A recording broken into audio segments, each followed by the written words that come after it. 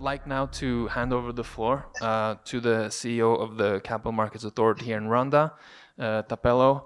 You can tell us a little bit about the experience in Rwanda, the issuance of the guidelines for green bonds here, and the green bonds that have been issued in this country, and what the way forward is for sustainable finance in Rwanda. Thank you. Okay, I think I'll be brief. Don't worry, it's not a long presentation. I think I just want us to take a recap in terms of our role as a capital markets authority. We are a regulator, and we are responsible for regulating capital markets industry in Rwanda. We issue licenses to the intermediaries, to the stock exchange, to the funds. And also when you structure whatever bonds, whether it's a green bond or whatever form, it basically comes to the capital markets for review and for approval. And therefore we set up the requirements for all applications for capital raising. And also even for capital raising via listing on the stock exchange. So that's basically what we do. So we license, we supervise, we approve, and therefore we regulate, because as you might know, capital markets largely operates on confidence, integrity, and also you need to be sure that because you are getting people's money, people need to have trust that they can get their repayment, and therefore we regulate the whole ecosystem, including the ecosystem of the capital markets. And therefore, I think when we look at the landscape in Rwanda, I think my sister here from the Rwanda Finance, I have also spoken about some of these initiatives. There are a number of achievements that have actually been done. Firstly is the development of the sustainable finance roadmap, which I think I'm not going to talk about it because she spoke about it, and also the development of the green taxonomy, but also most importantly, the ESG reporting guidelines for the Rwanda Stock Exchange. I think they have issued this, so they draft the reporting guidelines, and then what they generally do is that they bring to us as the regulator to approve them. In various African markets, the regulation is different. I think there's one or two markets in Africa where you really find that reporting in terms of ESG is compulsory, is actually in form of the regulations in terms of stock exchanges. But in other markets like Rwanda, where you want to allow for development, it's guidelines, so they tend to be voluntary, depending in terms of the entities. But the trend is that everybody else will move towards the compulsory as a requirement, but you want to start small and build in terms of that, including capacity building for a number of things.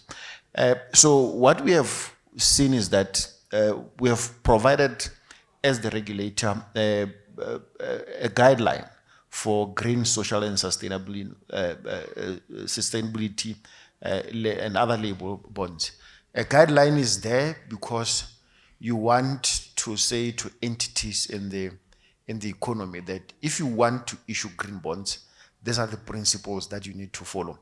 It's very important because by so doing, you sort of guide the issuers, potential issuers, especially that most of them are not capacitated in terms of what are the requirements, what should I do in terms of this. You set the guidelines and the framework for them to basically follow this.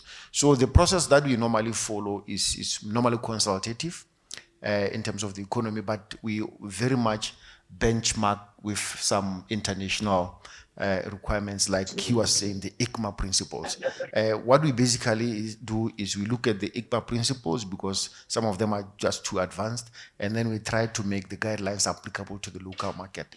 But I think in terms of comparison, I think you realize that they generally closely match the principles. So we have had 3 issuances even before the publication of the of the guidelines is a general principle in the market that normally markets develop before regulation. So we have had 3 issuances, 2 sustainable linked bonds by Rwanda Development Bank, and then we had 1 green bond issuance by Prime Energy, and this one was very interesting because it had a local currency component and the dollar component. And I think all these issuances raised about 49 million. Pretty much all of them were sort of oversubscribed, which signals some form of the demand in terms of the green product.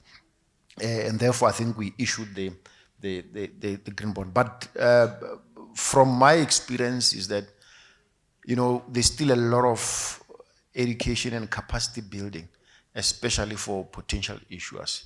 You realize that in the ecosystem, even in Rwanda, there are a lot of potential projects that can actually be structured to fit the green bond, social bond, or sustainability framework. But the problem is that I think it's just a new language for most of the issuers and even the intermediaries that are actually there to help the issuers to structure the deals. Like most of these bonds, for them to be classified green or sustainability linked bonds, you need to get expertise from South Africa as somebody to verify the bonds. And there's no locally developed expertise in Rwanda for verification. So I think these are some of the challenges that we see. And I think this is what I was also looking at in terms of the process that we follow. I mean, we are funded by the International Finance Corporation to develop this. So they did a global benchmarking in terms of the development, and also we do validation with industry stakeholders so that we know that they can actually understand the system, and then the approval by the board, so which actually generally guides the framework. So every issuance that is going to come up, they're going to be looking at the guidelines that we provided. And I think it's pretty much important to have guidelines, because in the absence of guidelines, it normally gives the development of the green bond market difficulty in terms of, people don't know where to start and what to follow and what framework they can actually use. So I think it's very important that, the development, like the point that we are raising when we're sitting there, that the development of the green taxonomy, the definitions, the frameworks are actually very important in aiding the development of the green bond market. I think it's very important. And also in terms of capacity building, when you do the capacity building, at least there's something local that we can talk about in terms of empowering the issuers. So it sort of acts to the general development. And thank you.